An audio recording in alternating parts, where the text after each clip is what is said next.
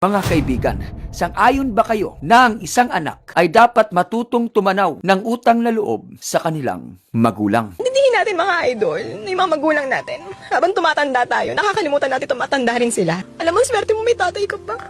Pangarap ng mga tatay natin na maging successful tayo. Noong nakita ka niya nag-work ka na, binukadgad mo na yung pakpak mo. Di ba iba yung saya ng mga magulang natin? Yung mga supportive na parents natin. Hindi natin maaabot kung sino man tayo ngayon. Kung ano meron tayo ngayon. Kung wala sila. Again, yung hagdan na inaapakan natin patungo sa mga pangarap natin. Sila ang nag-build nun.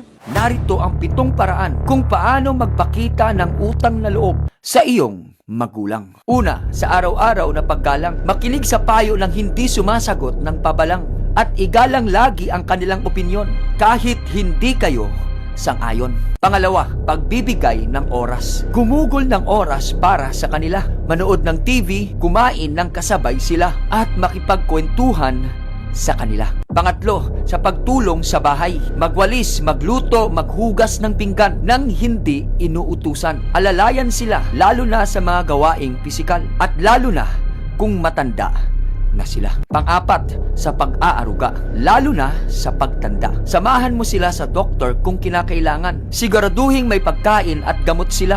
Asikasuhin ang kanilang pangangailangan bago pa sila magsabi. Panglima, sa pagbibigay ng tulong finansyal. Mag-abot ka ng kaunting allowance kung may trabaho ka na at uwian sila ng paborito nilang pagkain at mag-ambag ka sa bills o gastusin sa bahay. Pang-anim, sa pag-unawa at pagpapatawad. Intindihin ang kanilang edad at ang kanilang pagiging makulit at patawarin ang kanilang mga pagkukulang dahil walang perpektong magulang. At pang-7, sa pamamagitan ng panalangin. Ipanalangin mo lagi ang kanilang kalusugan at kaligtasan. Ipanalangin mo na way buhay pa sila kapag naabot mo na ang mga pangarap mo. Dito mas masusuklian mo ang paghihirap at suporta sa iyo ng mga magulang mo. Kapatid, ang pagtanaw ng utang na loob sa magulang ay hindi nasusukat ng pera, kundi ng pusong nagpapasalamat sa kanila at hindi lumilimot sa pinanggalingan. At ang simpleng pagsasabi sa kanila